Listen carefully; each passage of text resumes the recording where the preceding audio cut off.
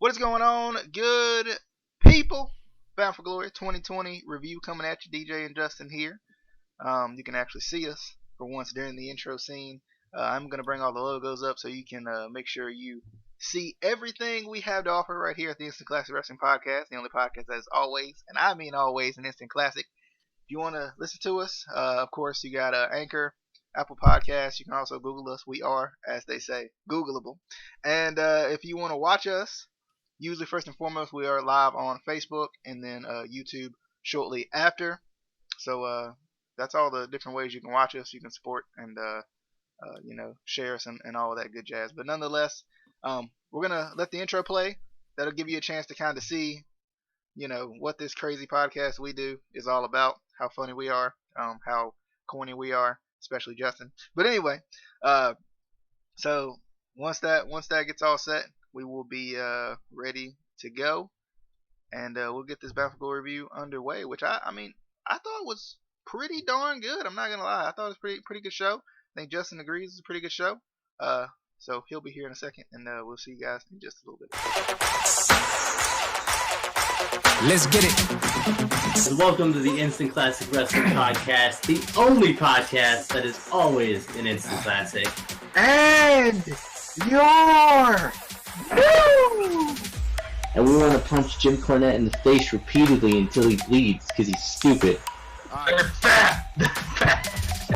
We will see you on the flippity dippity. Oh yeah. All right, we are officially live with this Bound for Glory review. DJ and Justin here, of course, getting ready for this review here for Bound for Glory 2020, which overall, Justin, I thought was pretty good. I enjoyed it. I thought it turned out to be a darn good show. And I was very excited going into it. I think it was kind of one of those shows where, they had some good feuds that were built up very well, and some good feuds that felt like they were like, whoa, good payoffs to these feuds, especially for your biggest pay-per-view of the year. I think they did a good job with it. They had some surprises, which of course we'll talk about here in a little bit as well. But Justin, overall thoughts on the show? How are you feeling after Bound for Glory? I actually thought the show was really good overall. I mean, I don't really have any complaints other than like a few things which we'll talk about later on in the show. But I was like, this whole buildup has been great. Like, for being a really small company, like not much people like watching this company right now. I mean, people don't give TNA the credit that they deserve. Justin, real quick, that deserves huge air quotes. Because this is the same company that's been going out of business since day one. That's been nobody watches, nobody talks about, but was trending. I think it was 8 or 6 worldwide, but nobody watches Impact. Nobody at all. Yeah. It's just crazy. Like people people hear the name Impact Wrestling or TNA, they go like, oh yeah, they quickly write it off because they go like, oh yeah, they think about the bad moments. See, people need to give it a chance, because. I mean, it doesn't matter what you like, as long as you enjoy what's being the product that's being on TV. I mean, yeah, they do bad moments, but I mean, WWE does bad moments also. Not any company is perfect in any means. I mean, you're going to have this ups and downs, but overall on this show, I really enjoyed it. I agree, Justin. I think it was a very good show. I think they did some good stuff with it. I think, like we talked about before, this show had its moments. Like, it had its things that I think everybody was like, I got to see. Oh, I got to see what this is about. I got to see, I got to see how this feud plays out. There were things that like we felt like were definitely going to go a certain way, and then they didn't, and it was like, whoa, okay. Let's see what else Impact has in store for us. So that I thought that was kind of cool. That was a very cool little thing that they did where it was like, this show's definitely gonna have its surprises. It's definitely gonna have its whoa moments, I think. Yeah, I definitely do agree with that. And like, you see, a lot of companies these days, like, I go to WWE for that. A lot of things are really predictable. And like, okay, so when we were doing our predictions, there was some stuff that looked predictable that I go like, oh yeah, I think they would put the title on this person, but no, they go completely like do a flip of 180 there, and they go in a different direction. I like that because I don't like when companies are two dimensional. I like when they go outside the box, do something else, which I like that a lot. Like It you makes said, it different. sometimes they go outside of their division and between your divisions. But the between division, and got my Patrick Mahomes jersey on here, but we're not talking about football. We're not talking about Speaking football. of, we do NFL picks too. So in case you were curious to where those references came from, then there you go. But yeah, like you said, I think people write off Impact a lot, and people have this weird notion that Impact's dead and they've been dead and they'll never be relevant again and all of this. And my thoughts on that is that's not necessarily true. Simply because we got to remember every wrestling company right now is literally 1 star away. And this is a discussion I want to have with you and probably Rabbit and probably Adam, Casey as well. Like every wrestling company is literally 1 big star away from breaking out. And people don't believe that.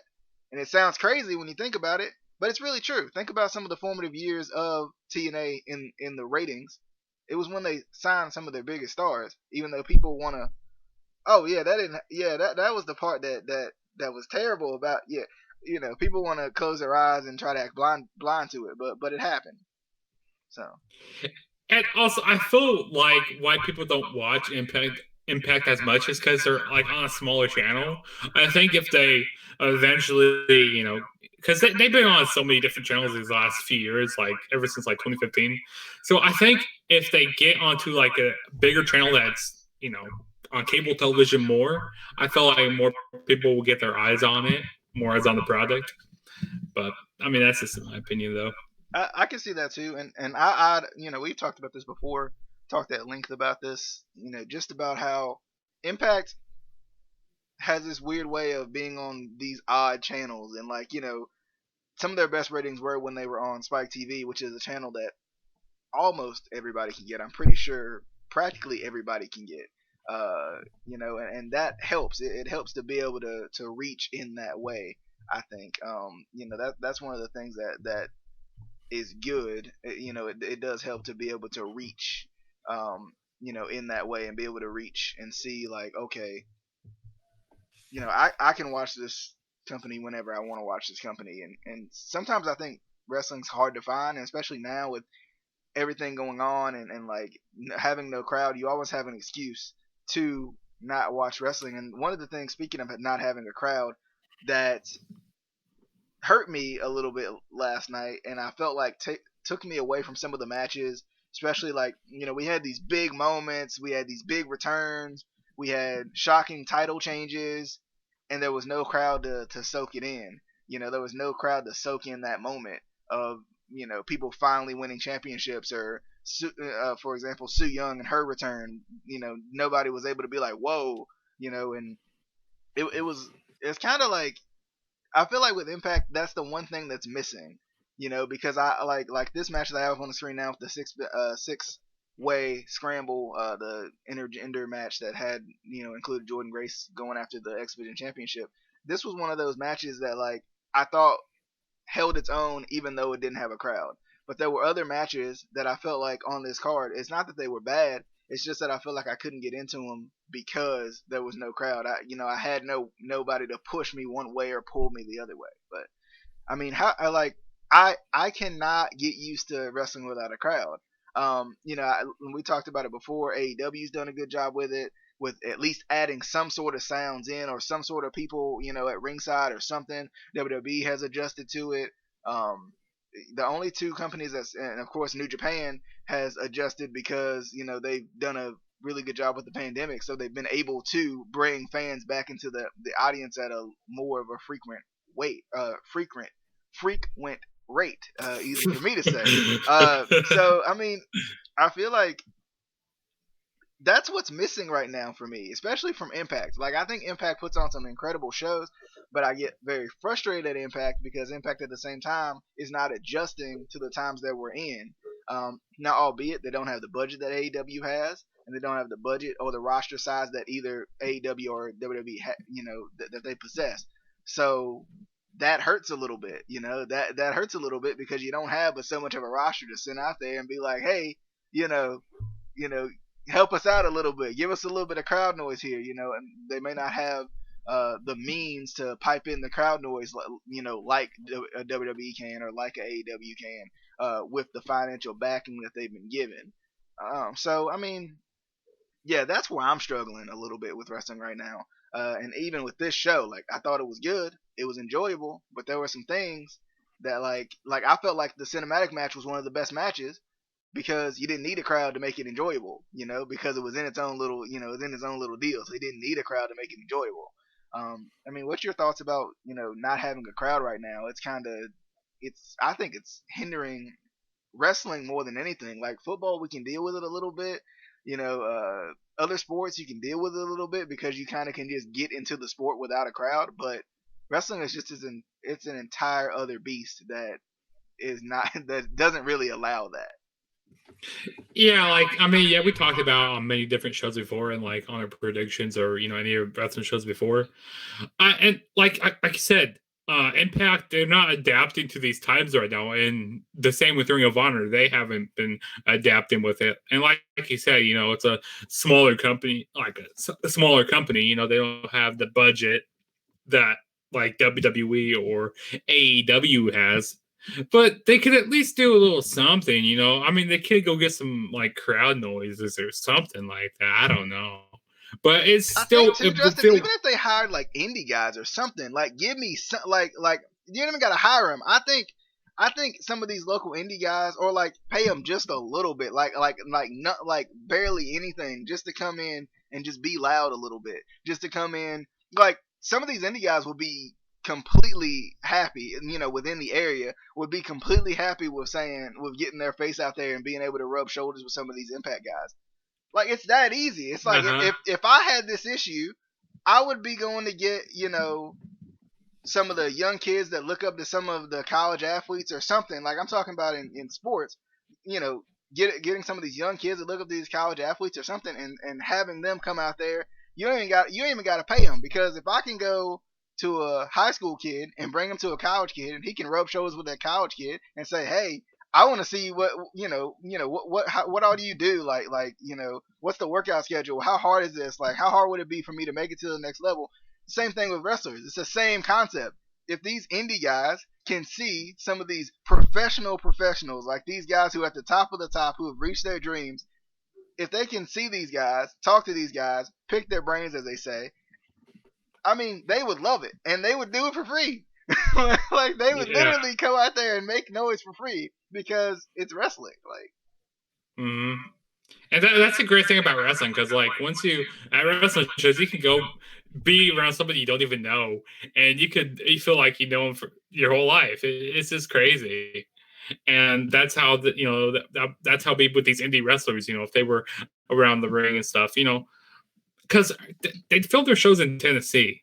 Like I think Nashville, that's where their headquarters are at, whatever, in Nashville, Tennessee. So yeah, just get some local indie guys from there, and then like have them, of course, do some like COVID testing before they go in, like do some screening, and then they could be around the ringside, for multiple tapings, like what AEW does and stuff. But yeah. Agreed. Let's jump into this first match. Let's jump into this 6-way scramble match. Good little discussion to start. This was one of the matches I thought was, probably in the heading for, on the top of the list for match of the night. This was a very good match. And what I loved about it, of course, with Rohit and his character development that we're seeing right now, is, number one, he's hilarious. And number two, this is gotten Rohit to a whole nother level. Rohit was the forgotten man. He was like almost, even though it was like he was the leader of the Desi Hit Squad, he almost was like the the scapegoat of the Desi Hit Squad in a way. Like nobody cared, nobody wanted to watch him. I didn't want to see him on TV. Like I didn't, like with the Desi Hit Squad, they didn't do it right, so I didn't care. But now this has entirely turned his character around and really given him new life. And I think he's done as champion a better job than Chris Bay did in the short time he had as champion. I think he's really grown with this, and he's really found his way, and I think this could really propel him, to another height. After this whole title run is over. But this match was awesome. Jordan Grace looked good in this match. I felt like everybody, except for maybe Trey Miguel. For some reason, Trey Miguel just looked like it wasn't his fault. It just felt like there weren't spots incorporated with Trey Miguel in them, to show him off or something. For some reason, I don't know what that was. Like this is the first match I've seen where Trey Miguel just didn't look like he was that much of a part of the match for some reason, and I'm not certain why. Because I love Trey Miguel, but it just felt like for some reason I was like, what's going on? Like, why is Trey Miguel not involved more in this? For some reason, he's not involved, and I don't like it. That was the only thing I didn't get. I felt like Jordan Grace got a good look in this match. Willie Mack got a good look in this match. TJP got a good look in this match. Who else? Of course, Rohit got a good look in this match. Even Chris Bay got a good look in this match. Yeah, Willie Mack. He got everybody, but Trey Miguel. Trey Miguel, I felt like didn't get to show himself off. Especially considering he's kind of the singles guy of the Rascals. He's the guy that kind of is able to go on his own and do his own single stuff because, of course, Desmond Xavier and Wentz, they're doing their own thing as tag teams. Of course, they're still a unit. But I don't know. That was the one thing that was weird to me. But I mean, the match was good. It had some good spots in it, some good high flying spots. TJP with the good technical stuff, putting the submission on every single person possible. Rohit with his little equality screaming at a couple of moves at Jordan Grace, which was funny. Chris Bay did some good stuff, showed off some athleticism. I'm hoping to see a little bit more from some of these other guys because it shows you how much talent this X division really has. From the top all the way down, and the good thing about it is when you think about the X division right now, the bottom of the division, whatever that means, is not even that far away from the top because Rohit was just at the bottom not too long ago. If Chris Bay's at the bottom, he was just champion. The only one who hasn't won X Division Championship gold is Trey Miguel, and the only reason, and of course Jordan Grace, but the only reason Trey Miguel hasn't won championship gold is because he kept losing to Ace Austin. So and he's been with the Rascals, so he hasn't really had as many opportunities as everybody else. I think the X Division is really solid right now. The X Division has some really good legs on it, and I'm really excited to see what else they do with the X Division. What's your thoughts on the 6-way scramble? Of course, Rohit retained because nobody can beat Rohit. Nobody can beat Rohit. I mean, nobody can. No, I thought this was a really great opener to open the show. I like how everybody at the beginning of the match, they went after Rohit. Like he tried to get away from everybody out of this whole match, and which I love the type of heel that he is. And like you pointed out, when he was yelling out equality every time he got into an altercation with Jordan Grace during the match, that was pretty cool. I also like this one spot. It was like a tower dance spot. Jordan Grace, she was tied up in the ropes, and she just does a suplex. She suplexes, I think it was Trey Miguel, who was Chris Bay, and it was somebody else, TJP. That was really cool during the match. I think everybody kind of got in their own little spots during the match. A lot of high flying, really fast paced action. And also I like when TJP had on the multiple submissions on everybody. That had me dying laughing. I man, dude, that was funny.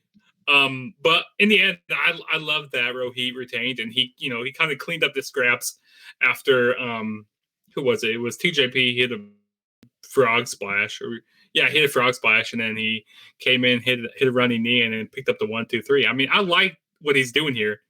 Like, I love that so much. And he says he's outsmarted everybody. Like, nobody's smarter than him. And it's just amazing, all the stuff, all the shenanigans that he's doing. And I enjoyed this top to bottom.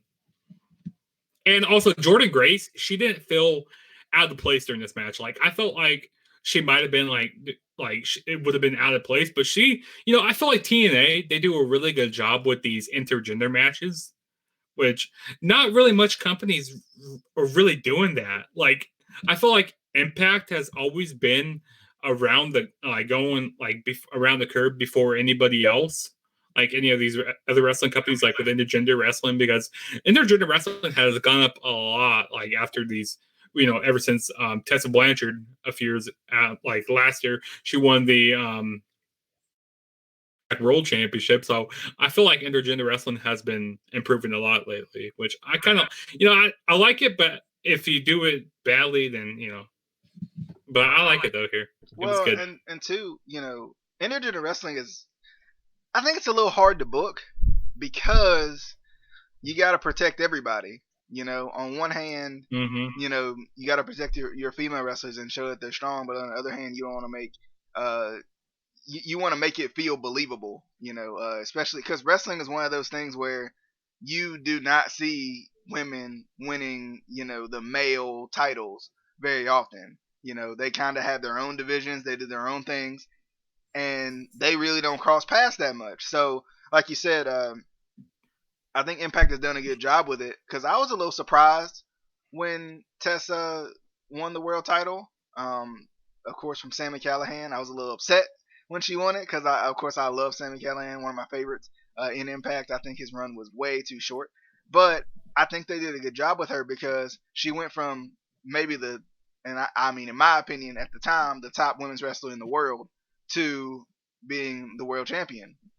That makes a lot of sense. That's what you would want. That's what you would want out of it. So, I mean, that's my thoughts on that. I feel like that's exactly how you would want that to turn out. But, yeah, I mean, like you said, I think they did a good job even booking Jordan Grace in this match because Jordan Grace is strong. Um, you know, she's very, physically she's big. Like her muscles are huge. Like she's got bigger muscles than me and you combined. So it's like, it's, I mean, like she fits in, with this whole thing. And of course, going back to Tessa was so technically savvy that it works. You just have to make it work. You have to make it uh, seem believable, which I think sometimes can be hard because we don't see it enough to believe it. So, but to the call your shot gauntlet match, I'm trying to remember everybody that was in this. I mean, it's pretty much the rest of the Impact roster. Sami Callihan was in it because he didn't have a match later. Pretty much everybody from the wedding was in it. They had a little segment beforehand saying that they probably would have to have the wedding in the ring, so that's probably going to happen this week on Impact more than likely. But it was very interesting because some of the surprises. James Storm made his return, so that was cool. It was cool to see him. Daivari, I think, yeah, he did make his return. He's been in Impact before. Yeah. And he looked huge. Like this dude is ripped, like stripped. Like the man hit the gym the day after he was released. like the day after he split with Muhammad Hassan, he hit the gym. That's what he looks like. Like goodness. Swoggle was in this match. That was another one of the kind of surprises. Am I missing one? Of course, Slater and Rhino were in this match. I feel like I might be missing one. I think you nailed it. I think you tell. So I you think said that was it for Daivari. like surprises. The rest of it was like the roster. What's that? I think the rest of it was just like the roster. Yeah, because you said Daivari, James Storm, and Swoggle. Those were the only three kind of surprises. Yeah, and I mean, I thought it was good. Like I said, I think we both love Impact's gauntlet style matches. Where they do the over the top rope type deal, and then they'll do the one fall to a finish ending. Who were the last two in this match? It was Rhino. It was Rhino and Sami Callihan. Okay, that's right. Rhino and Sami Callihan. Which is good. I thought that was good. That was a good move.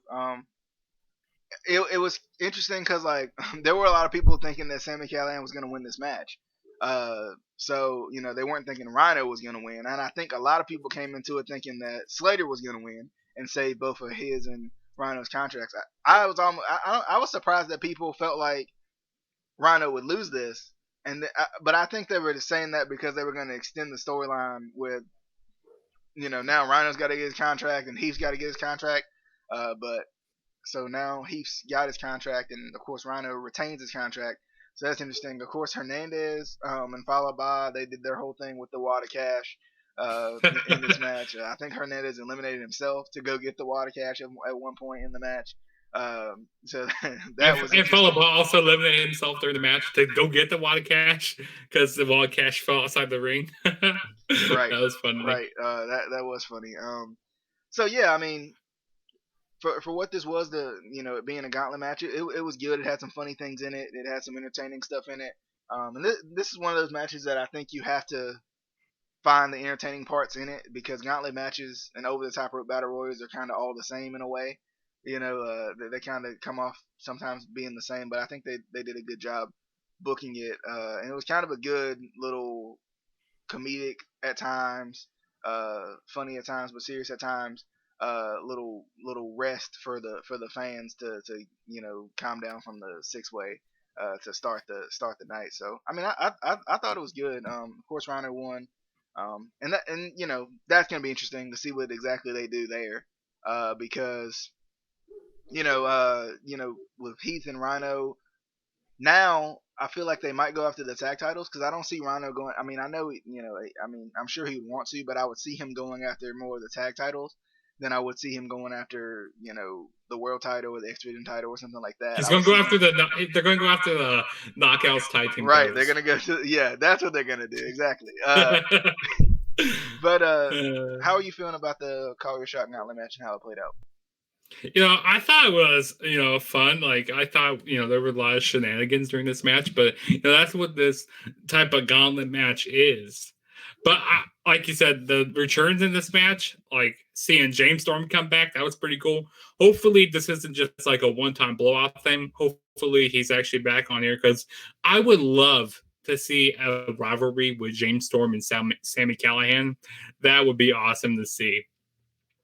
And also, Brian Myers, he looked like a Roman Reigns in this match. He was just eliminating everybody in this match. I mean, he eliminated Swoggle. He eliminated Tennille Dashwood. Who else did he eliminate?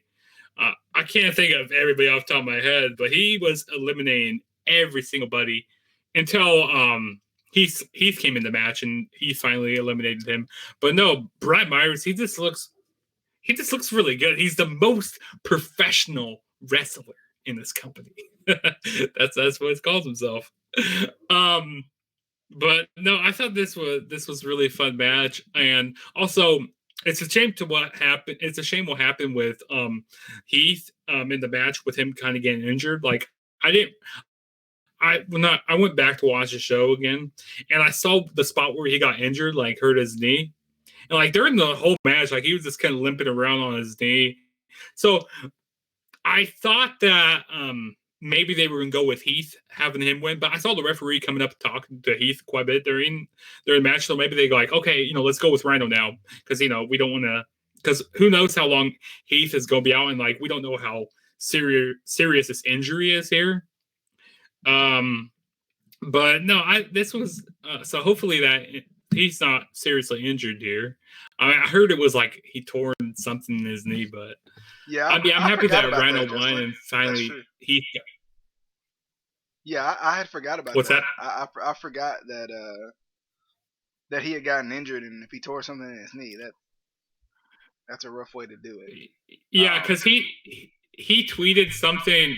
He tweeted last night saying, like, showing it looked like he was at like a hospital or somewhere, and saying, I don't remember exactly what the tweet said, but yeah, he tweeted something about his knee. So hopefully everything's all right with that, because that would just suck. He starts doing something here, everything just gets halted.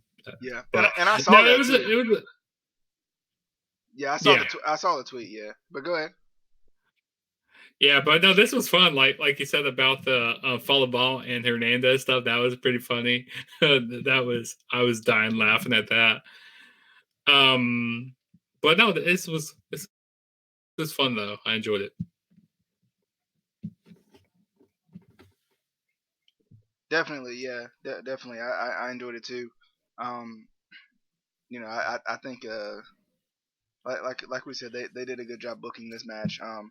Speaking of matches with great storytelling, of course, if you haven't watched Hell in a Cell, not gonna spoil anything for anybody, but in terms of storytelling, we've had some really good matches over the weekend with really good storytelling in them.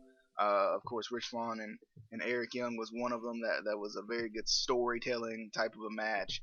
Um, but one of my favorites storytelling wise was EC3 versus Moose, in the undisclosed location match.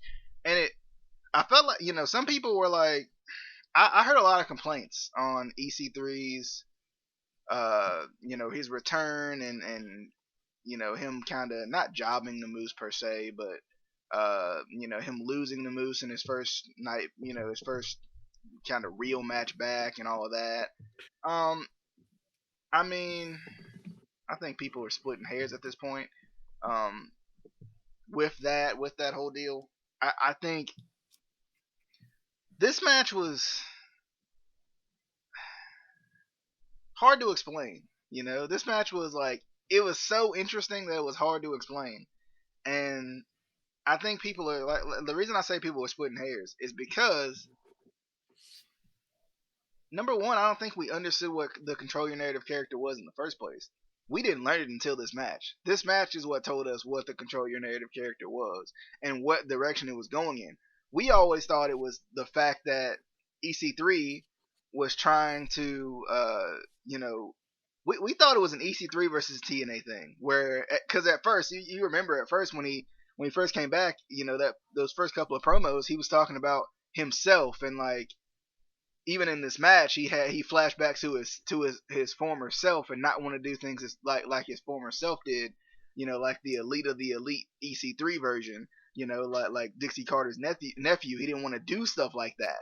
So for me, like at first it felt like he was talking about himself, but then you get into this match and you learn that maybe he's talking about other people. Specifically, here of course he's talking about Moose being a real champion, and which I thought was excellent the way they told the story with EC3 was beating Moose down, and he's like, be a real champion, be the real monster that you are. Like, if you want the title, go get the title. Like, you don't have to hold a fake title to be a champion. And a lot of people didn't like that. I guess people thought it was like weird that EC3 was encouraging Moose to be himself or something. But like people got to remember too, like the storytelling even goes deeper than that because what does EC3 hold?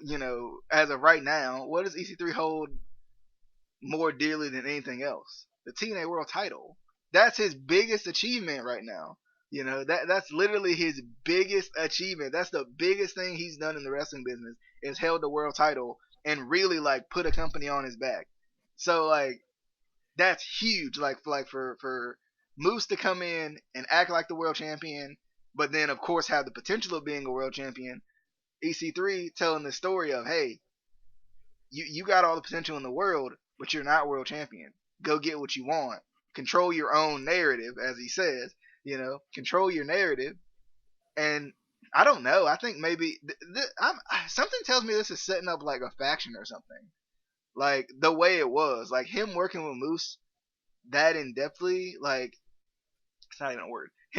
Him working with Moose that much. I mean, we make up words on here on We the do. Instant Classic We Wrestling make Podcast. we're gonna have our own ICWP dictionary. But him, like to me, him doing all of this, like almost sacrificing himself for Moose, feels like they're gonna work together in some way.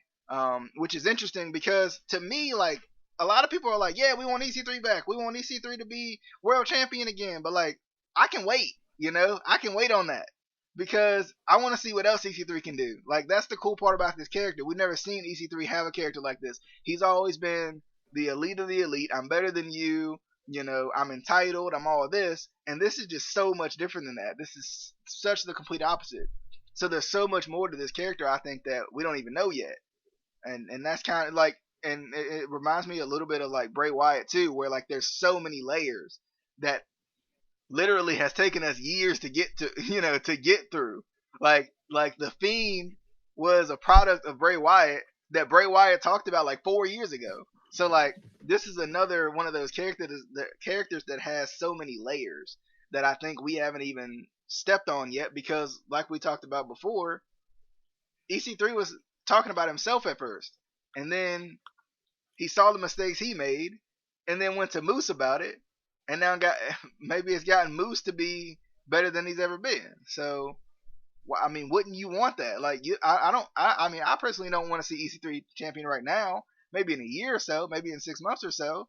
But like that world title scene is so crowded. Like, let the dust settle a little bit, and then let EC3 come in and take the title.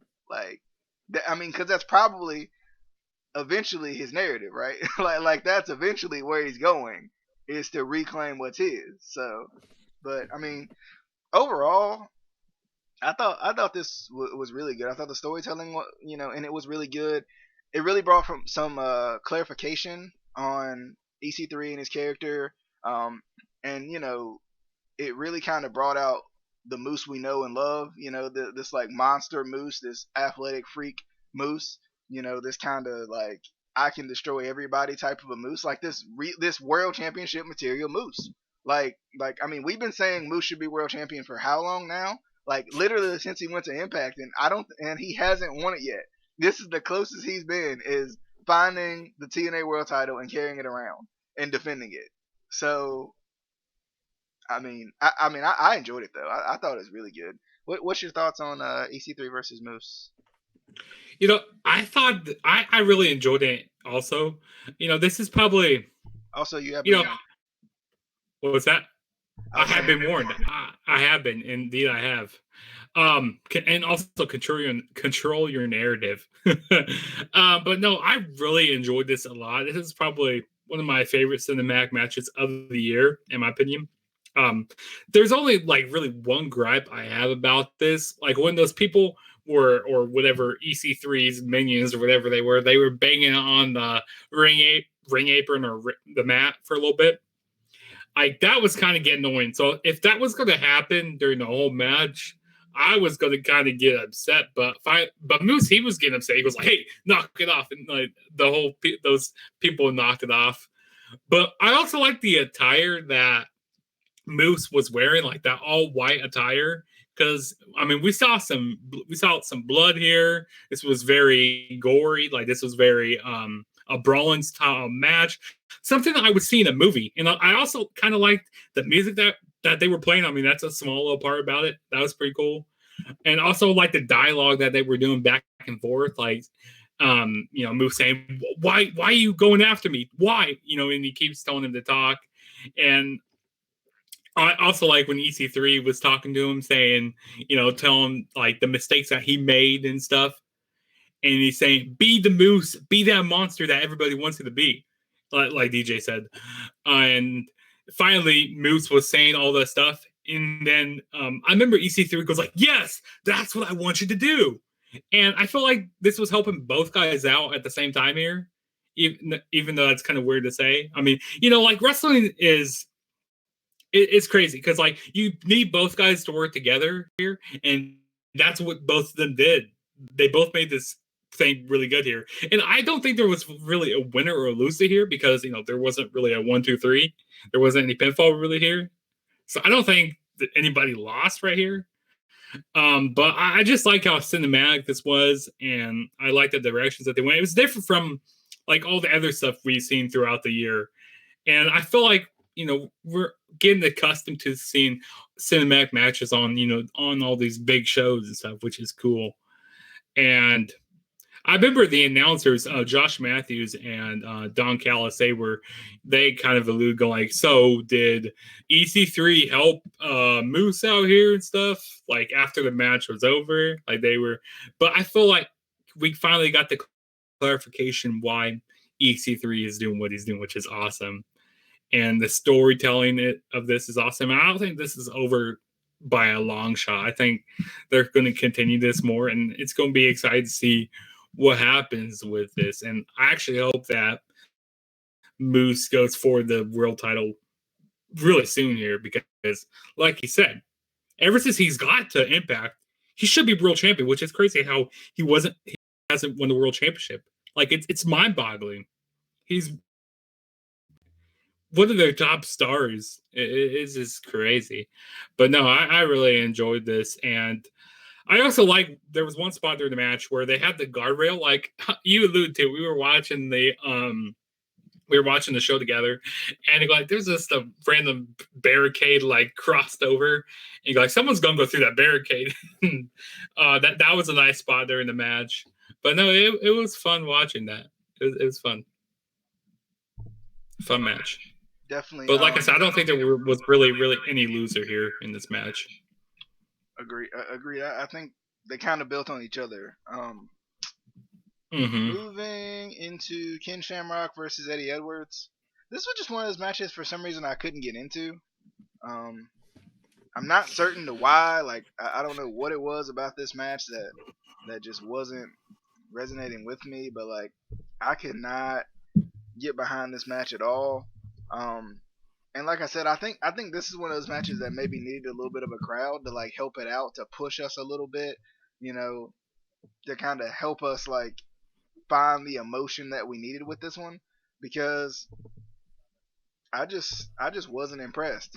I mean, I just wasn't like into it. I wasn't into this match like I was some of the others. Like I wasn't as excited about this match as I was, of course, Moose and EC3, the six person match early on, even the return of Su Yung or stuff like that. Like I just wasn't as excited going into this one. I mean, even with Su Yung, like I felt like it was missing like the whoa she's back, really, like like that. It was kind of missing a little bit, but I mean it was okay to me. Like this is one I want to go back and watch again.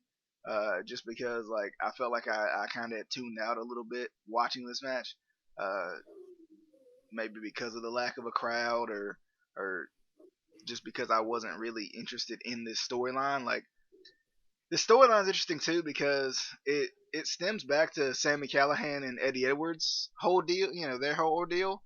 But at the same time, like Ken Shamrock's just doing Sami Callihan's dirty work. It feels like, in a way. So I don't know.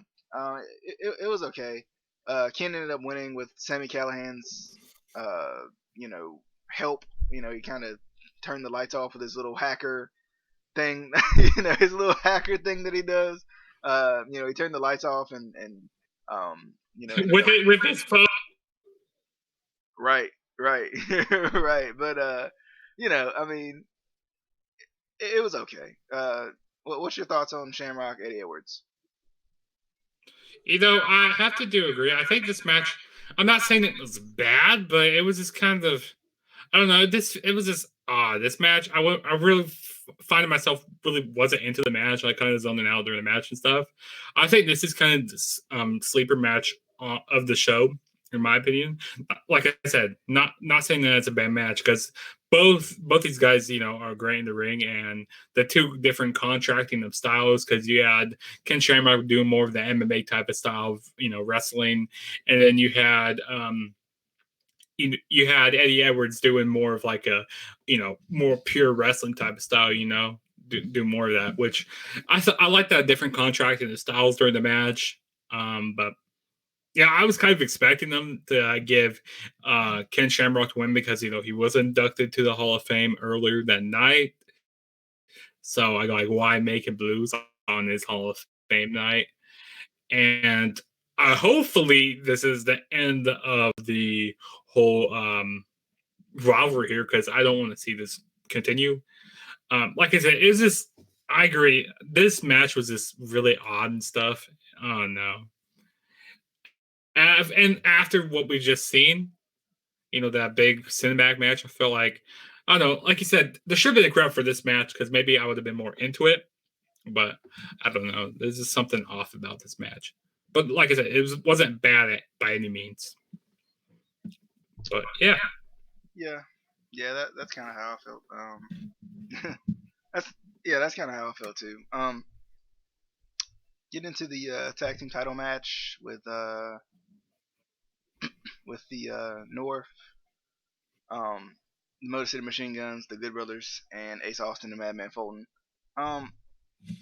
At the beginning of this match, Alex Shelley got attacked and was taken out for the match. I don't know if that's because he was injured or that's because they just wanted to do that in storyline or what, but that was kind of weird. It was kind of weird that he just never came back. It wasn't weird that it happened because it happens all the time, but it was weird that he never came back. That was kind of my thing. Like I was like, wait, what? Yeah, you got something? Oh yeah. So I wish the announcers would have said like what was going on. Like even the announcers were confused. Like, well, why is Alex Shelley not coming back out? Like, is Chris Sabin going to wrestle alone? Like they were kind of confused also, and like that just made me even more confused during watching this. Like what's wrong with Alex Shelley? Like, so there was a lot of stuff I was confused about. Like especially. I don't know if it's the next match. I think it is the next match, which I'll be really confused about that one. But I don't know. It was just I felt odd about that. But you continue now. Yeah, I thought it was just weird because I mean, typically we'll see this happen and then like oh Alex Shelley comes back out. Like it's not something that stays. Like it doesn't stick for the whole the whole thing. Like that's what I was confused about. But I mean, nonetheless, I mean it was a good match. It was good. There was a lot of things happening in this match. It broke down a couple times, which was good.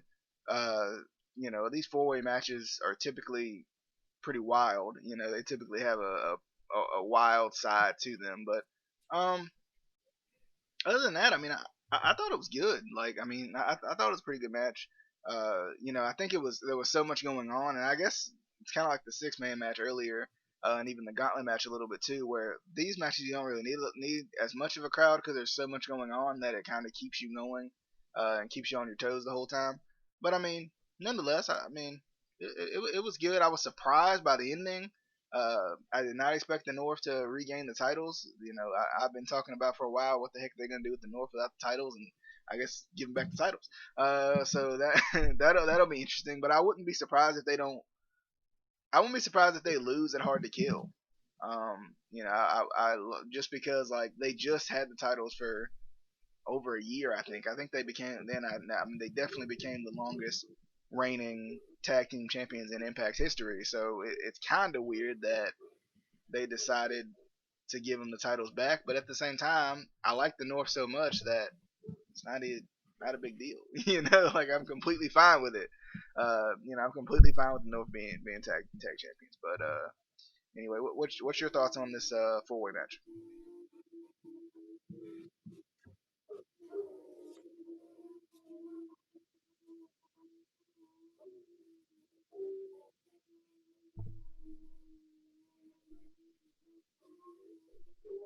Can you hear me? Are you there? Yeah. Okay. So like we said about the beginning of the match, with Alex Shelley getting taken out, I thought that was kind of awkward there at the beginning because like, what's that? Yeah, I'm here. Can you hear me? We good? Yeah, we good. Yeah, you were kind of off sync there for a minute, but hey, you know what? We all good now. We like Impact Wrestling. We're just going to sweep it under the rug here. Man, I tell you, some of the technical difficulties that Impact has, they make it look like. I just want to go back to one thing before I talk about this match about them. Heath Slater and Rhino segment. They had to count them in. Like what? Like come on, Impact. I mean, they haven't. I mean, it's not. It's just I don't understand Look, and it sometimes was funny. like the technical difficulties that they go through. Justin, what was funny was that Josh Matthews had a thing, I guess, an audio issue maybe, with Falaba, and he was like, "Can somebody get us some audio?" And that felt like it was more planned, but there was no planning counting them back in because they had already started the promo.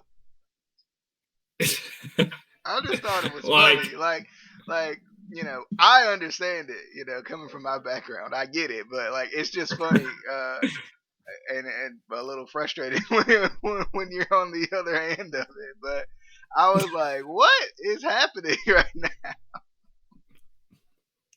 No, but that was the crazy part though in the show. But back about this match, I feel like it was kind of awkward when Ali Shelley got taken out. I go like, it's kind of awkward silence there for a minute, and like, what the heck is going on? Like, is Chris Sabin going to be able to go into this match alone now? But nonetheless, I thought this match was good. But at points, I felt like, because we always see like basically at all the pay-per-views we see multi-band like tag team matches or like fair four-way tag team matches or triple threat tag team matches, whatever. And I feel like you wouldn't see some great stuff that happens, but I feel like at some points it's underwhelming at some points because like you go like, yeah, you want to see the Good Brothers do some amazing work, but like everybody gets lost in the shuffle of things. You got so much stuff breaking down, and it gets crazy some points. You don't even know what the heck is going on. But I thought the match was good, and I was really surprised about the North getting the titles back and the way that they got them back. With I think it was Ethan Page hitting. It was one of the Good Brothers. It was Carl Anderson, wasn't it? Oh, yeah, it was Carl Anderson. Yeah, you're right. Yeah, Carl Anderson getting hit with the title. I was surprised they took the pinfalls here. Well, maybe they have an excuse going like, hey, you know what? We won a match first. Or, I feel like at the next pay-per-view or, next special that they have, I feel like the machine guns are going to get North and the Good Brothers go at it because that would be an amazing match to see. But I thought that Ace Fulton, what? Madman Fulton and Ace Austin combining their names here. I thought that was pretty cool, like the stuff that they were doing, because I feel like we don't see like I thought they were going to be like the odd ones out here because they're newly tag team and stuff. And we don't really see them tag up very much, but they were actually holding their own's pretty good here because we see the Good Brothers, we see the guns tag the Motor City Machine Guns, and then we see the North tag up all the time, but we never really see Ace Austin and Madman Fulton do this. So I like that. That was pretty cool, and I feel like Ace Austin has been becoming his like really own character this year. Like he's been really growing a lot, but. Like I said, this was a fun match to watch, though, but underwhelming at some points. All right. So another title change and actually match change that we had was we originally were scheduled for Kylie Ray versus Deonna Purrazzo for the Knockouts title, which I was really excited for. I was like, yeah, this is gonna be great, right? This is gonna be awesome. I'm excited. Like the funny part was like we had waited, on this. Like they did a good job. We talked about it in the preview. They did a good job of like pushing this off with Wrestle House and like letting it kind of just build a little bit, letting Deonna build her own little character while Kylie was away and stuff like that.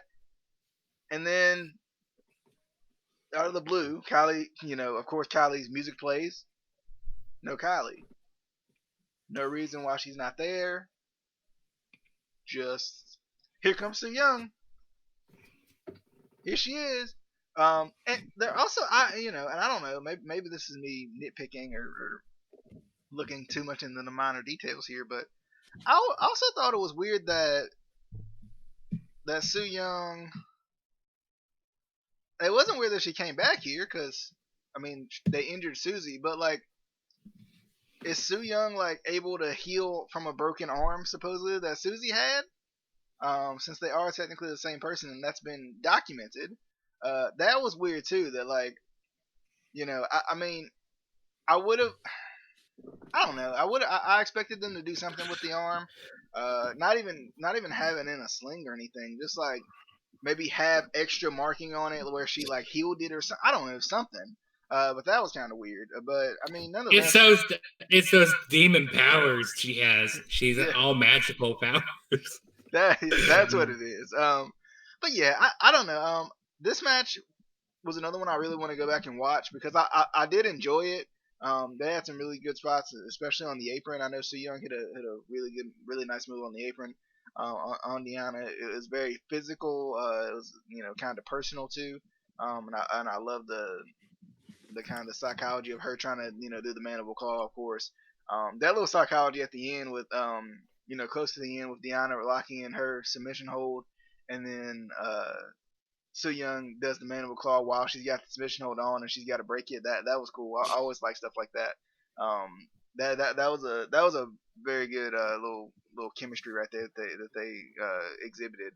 Um, but yeah, I mean, I mean, it was good. I was surprised, as you can see, Su Young did win the Knockouts title. That was surprising, and really kind of threw me off guard a little bit. I was not expecting Su Young to first off come. I mean, I was expecting her to come back, but not like that. Like I thought she was gonna come back and maybe cost Kylie the win, or come back and cost Deanna the title, or something like that. That was a little surprising. But they didn't write Kylie off. Like they didn't say like, oh, she's injured, or they didn't say what was going on. And a lot of people were upset about that because I think AEW is literally just straight up saying like, hey, they have COVID. Like I mean, and I'm okay with them even like keeping it kayfabe or whatever, keeping, staying in kayfabe and saying, hey, having somebody come out of her locker room and like Deanna comes out of her locker room with a chair or a kendo stick or something, and no, we know Or like Kimberly could have went in there, yeah, took her out or right, something. like that would like they could have easily did that, but they didn't do anything. They just kind of let her music play, and then out of the blue, Su Young came out and returned, and Su Young ended up being in the match. That was also something like it's weird because on one hand, Impact has management, like they have literal on-screen management in Scott D'Amore, but he didn't come out at all and say, okay, I mean, we all know how he is. Like he did it with Rohit too at the, after he, not after he escaped with the title, but the week before or 2 weeks before, when he made the six-way match, giving people opportunities and all that. So why didn't he come out and say, not sure what? I mean, even like he could have literally said, we're not sure what's going on with Kylie Ray. Like if they did something, anything, right? Like we're gonna go check on Kylie right now, but as of now, we get. I mean, I get it. On one hand, she did, Deanna did say I'm doing an open challenge. I'm still gonna defend my title, so that does make sense with Su Young coming out. But like, it was just, I don't know, it was just weird. It was just weird. Like it was good, but it was weird. The match was good, but it was weird. Like it just wasn't, enough. Nothing was really explained, and I was like, but I want to know what's going on. I want to know what's up with Kylie, or at least I want to feel like I know what's going on with Kylie. Something, But nonetheless, I mean, good match. I've always been hard on Su Young. I've always been like, I don't know if I like Su Young. She's just Rosemary to me. She's just low budget Rosemary to me. But like, I think I've backed off that a little bit because number one, we haven't seen her for a while.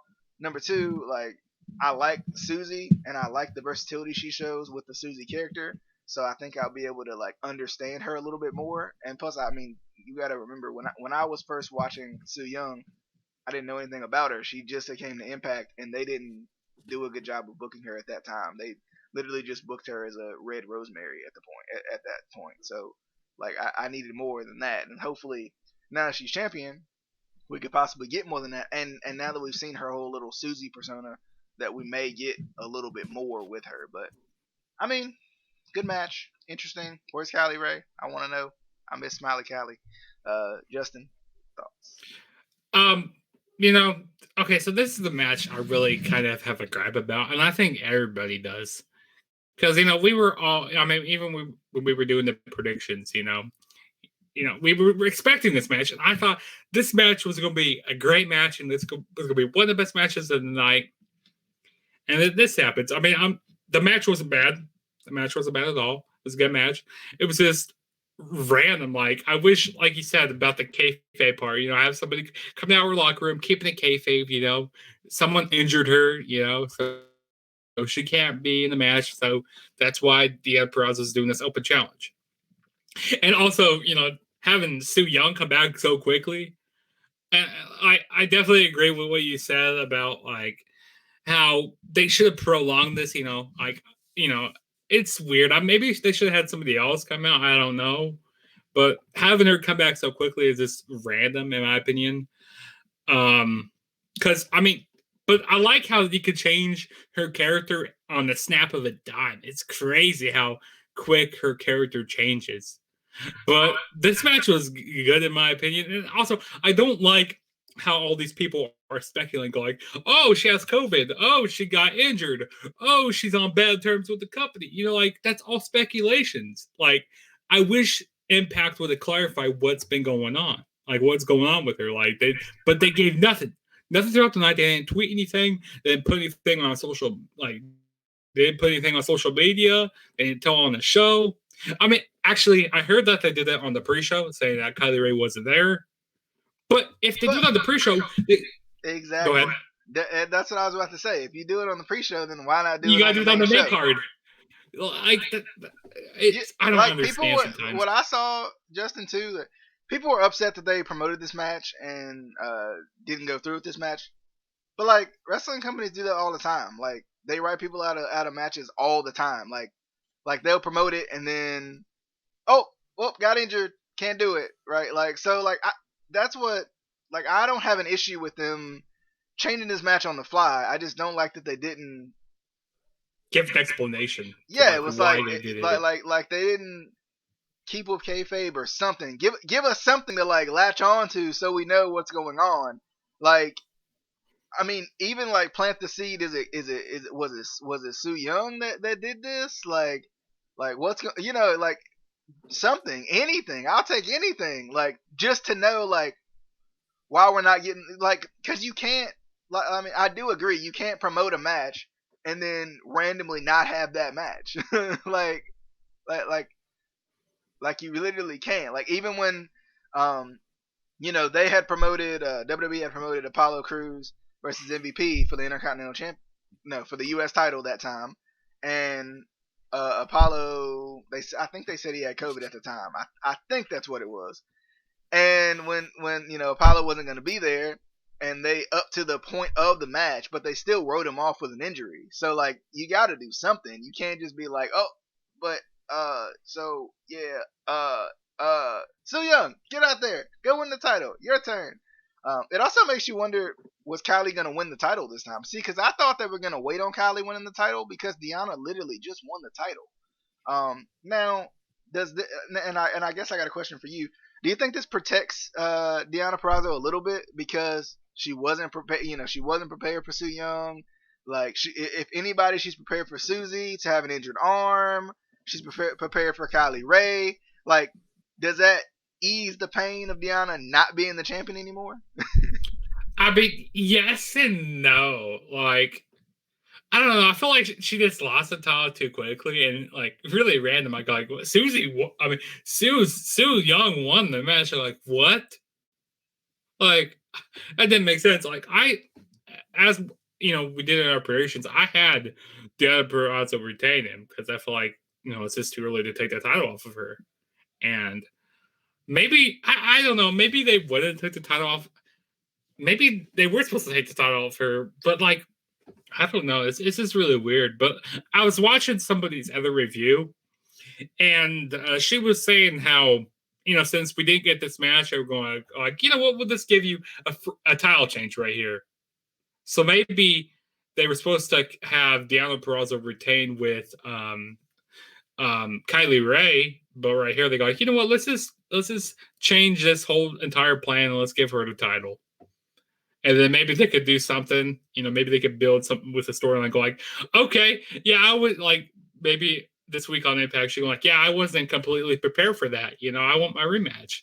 So maybe they could do something with that. Justin, you know what's weird about wrestling fans too is on one hand, we hate long runs, but we hate when people hot potato the championship too. Yeah. Like, so how do we please you, right? Like on Right. one hand, you want the element of surprise, so you want to feel like, oh yeah, Deanna's still gonna retain. You know, she's got Kimberly there, like, you know, she wasn't expecting this, but still, she's gonna retain. And then we give you the surprise factor, but then you're upset about the surprise factor. And then it's like, on the other hand, you don't want to see Deanna hold the title for a year plus because that's too long. Like, but then on the other hand, if Ring of Honor does it, it's okay. Like that like, I mean, we've seen it time and time again where certain companies kind of get a bad rep for it. You know, WWE, Impact, I mean, they literally get a bad rep for pretty much anything at this point. They could literally go to the ring and announce a wrestler, and oh, that was bad. So like, that was bad. Yeah, Brian off. Yeah, I'm like, not watching the show anymore. Exactly. Like, they're going out of business. What? Like, doesn't even make sense. So like one person leaves, they go like, "Yep, this company's over. I'm done. So, I'm done." so it's like Ring of Honor, like, who was it? Jay Lethal held the title for more than a year. Jay Briscoe held the title for more than a year, and that's because it's prestigious, right? But then if somebody in WWE holds the Universal title for a year or the WWE title for a year, that's too long. If somebody holds the Impact World title for a year, that's too long. What's the difference? Yeah. Like what's the? Nobody's upset that Jon Moxley's had the title for as long as he's had the title. What's the difference? Like that's what I'll never understand is people like pick and choose their arguments. On one hand, you're like, oh, you know, I want these long title runs. You know, I want the title to be prestigious. You can't hot potato the title, but then you're like, oh, that title reign was too long. Like, or too short. Yeah, I definitely do agree. It didn't make sense, but nonetheless, I thought this match was really fun, and like I really liked the psychology that they both had in the ring together, and the how Deanna Purrazzo was really working on I keep wanting to say Susie. I don't know why. Su Young's arm during the match. Also, there was a really cool spot that you were talking about where she did it was like a side slam on the apron. Oh man, that was nice. That was nice. And we even saw Kimberly get involved in the match. You know, she tried to help Deanna Purrazzo retain, but she got misted in the face. And I also like that spot where they kind of have both submissions locked in at the same time. That was really, really cool, doing the mandible claw. And, you know, this was fun, but it was just really odd seeing the championship change hands and, you know, at the spur of the moment. Like what? But, I mean, I'm not disappointed in it. I just wish, like I said, I wish we got more explanation on why this was happening. But, yeah. So, for this next one, you're a real Rich Swann fan if you expected this.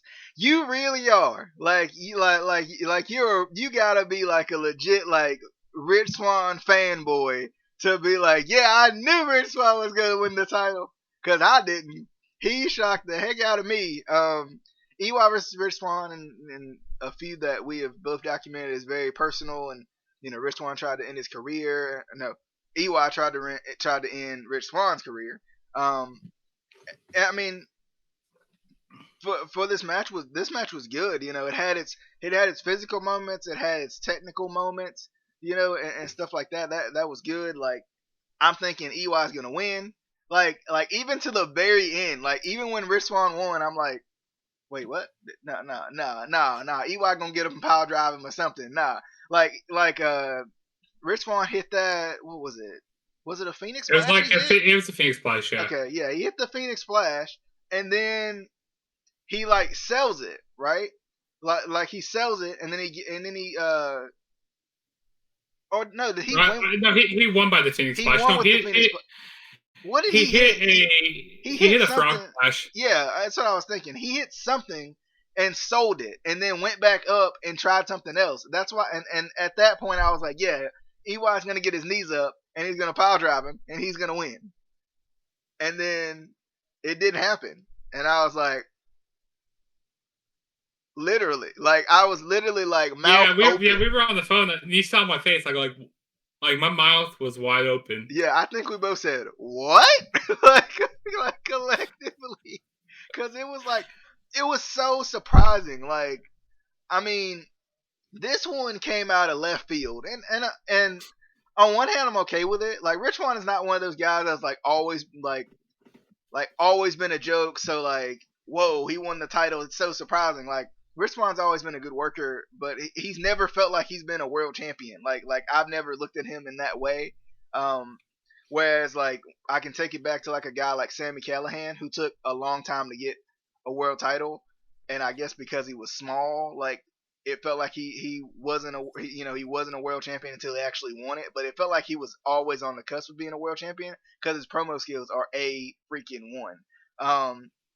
But this is interesting. Like I want to see what they're gonna do because I feel like it's gonna eventually. I mean, I feel like it's they're gonna probably he's gonna probably give the title back to EY, probably at Hard to Kill. I think they're gonna continue to build this up. EY is gonna go crazy without the title because that's all he wanted, and then EY is gonna win it back, and then probably have a pretty decent run with it. I mean, I was surprised. I was just surprised because I mean, and I guess it was surprising because EY was on every Bound for Glory promo, and they played him over and over again. So it was like, yeah, EY definitely winning this one. He was like the figurehead of Bound for Glory. And then he lost the title, and of course everybody came and celebrated with Rich Swann, which was cool. But I mean, match wise, this was really good. I love EY's character.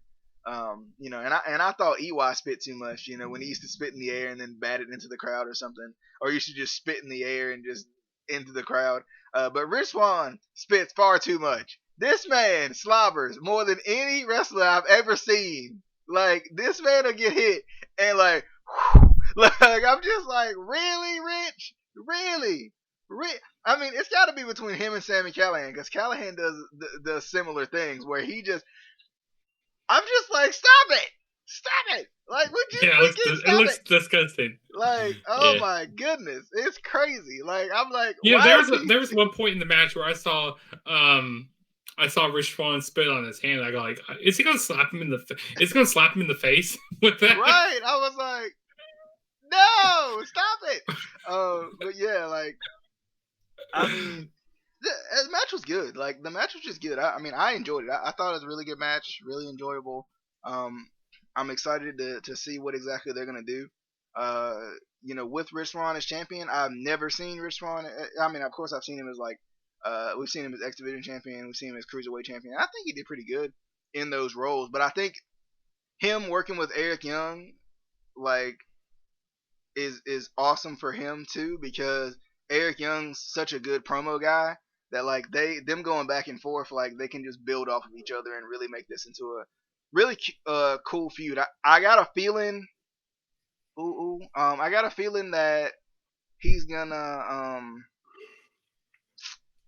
I got a feeling that they're gonna have this special, and he might go against EY at the special. But I think EY will win it back at Hard to Kill. Maybe he might win it back at the special, but I don't see them like hot potatoing it that quick. But I do feel like EY is gonna win because I mean, besides Moose, like, who else is ready to have a title reign right now that like makes sense? That's about it. That's about all right now. I mean, I think that's kind of what's lacking right now is the main event picture. I feel like that we need more people up there right now. But at the same time, I don't want too many people because then people get lost in the shuffle of things. Especially, that's what happens in WWE.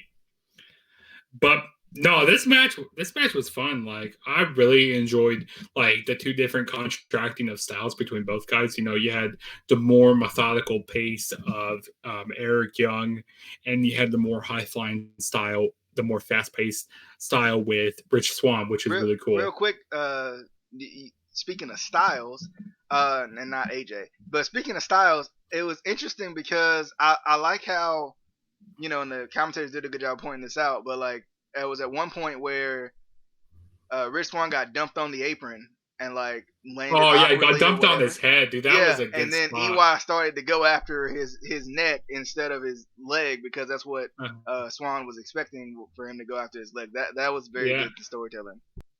Yeah, that was really good. There was this one spot they were on top rope, and Eric Young hit this nice neck breaker off the top rope. I go like, oh man, dude, that was a good spot there in the match.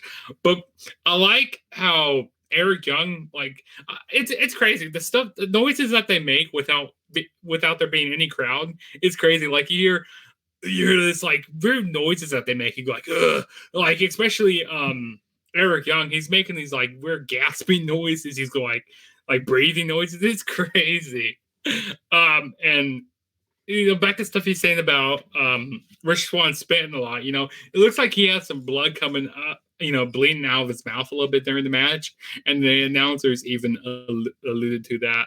And also, I like how Eric Young, he was targeting the neck of Eddie Edwards. Jeepers, this is oh man, Eric Young, wait now out.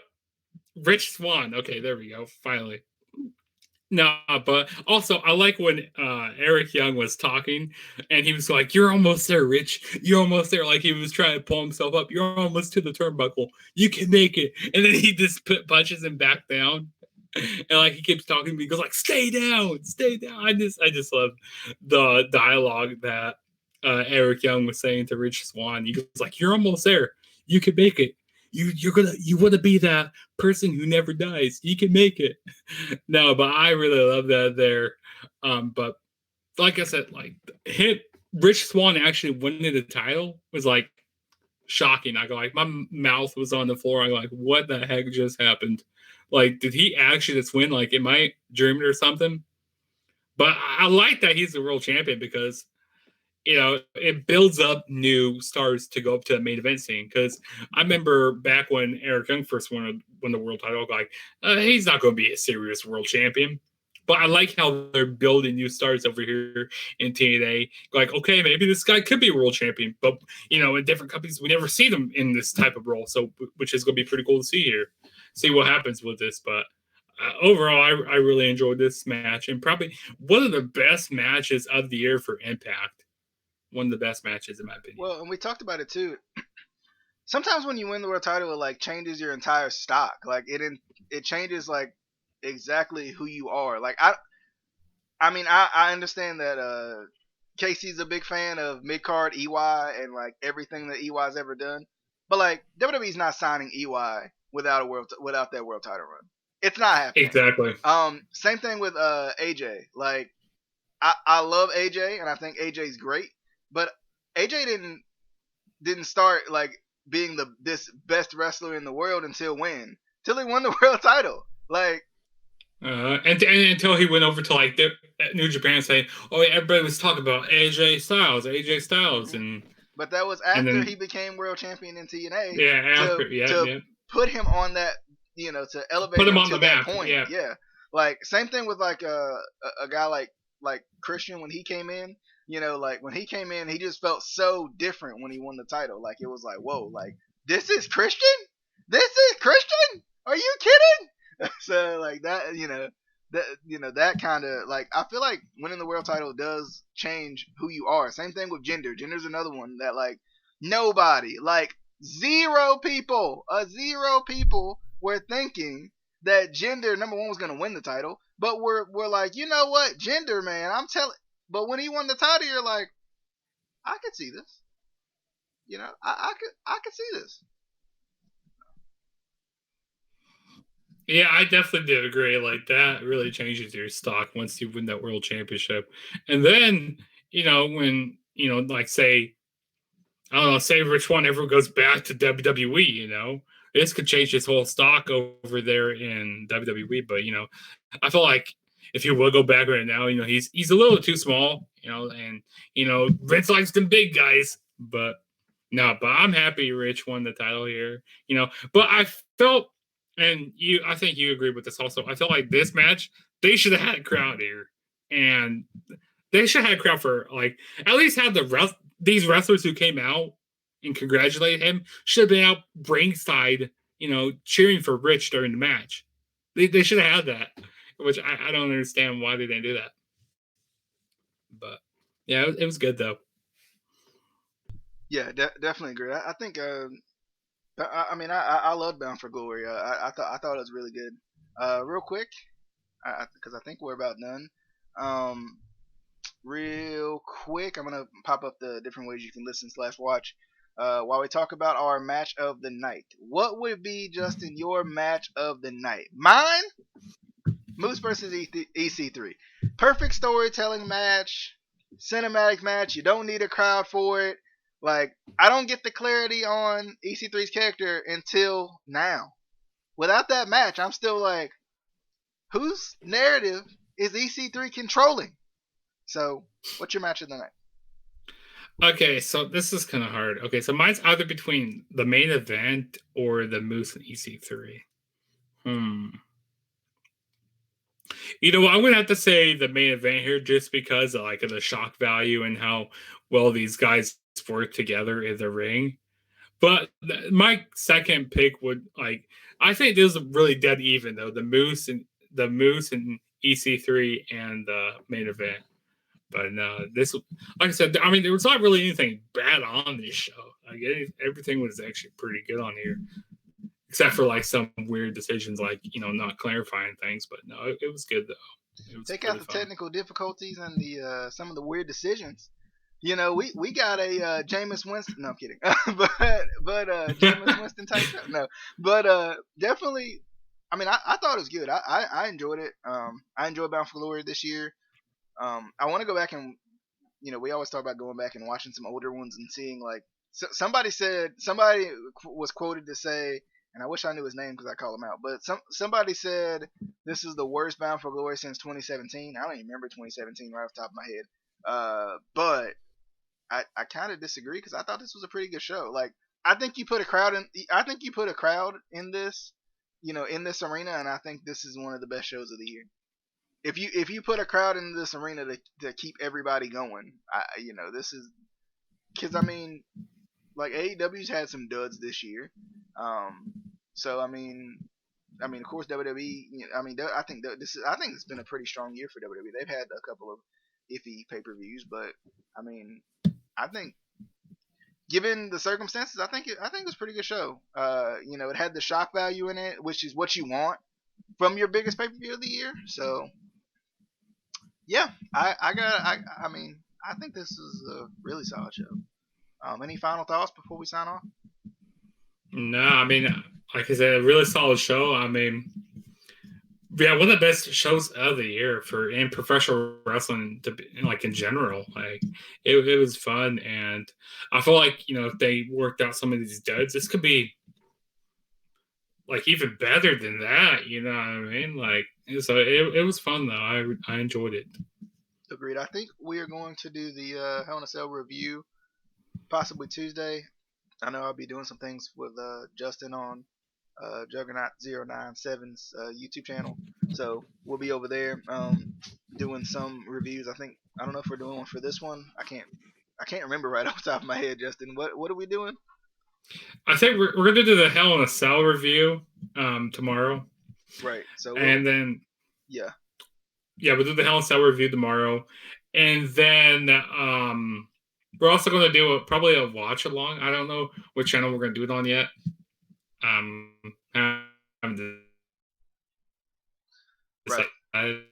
We're going to do watch along for Halloween Havoc 1997. Right. And of course, on this channel, tomorrow night we got week 8. Damn, yeah. I can't believe it's going to be week 8 already. Week 8. Goodness, crazy. Thank the Lord we're past the bye week. Oh my goodness, it's so bad. Now it's Ravens Steelers week, baby. I'm excited. Oh goodness. Oh, and I gotta hear the Steelers be undefeated for one more week. Oh man. But nonetheless, we hope you guys enjoyed. Some of the other things that we got coming. We got some discussions coming. Definitely the Otis discussion is coming soon. I think we're supposed to do something on workhorses. And definitely a discussion on, wrestling companies what wrestling companies are potentially one star away from being, competition to WWE possibly. But nonetheless, if you haven't already, give this video a like or a share or wherever you may be. Share whatever platform you're listening / watching this on. Make sure you tag us, ICW_podcast on Twitter or on Facebook, the Instant Classic Wrestling Podcast. But other than that, hope you guys enjoyed. We'll see you guys on the next one. See you guys very, very soon, especially for our listening audience. Of course, for picks. And other than that, we'll see you guys on the next one. Thanks, Justin, for coming by. For DJ, we'll see you.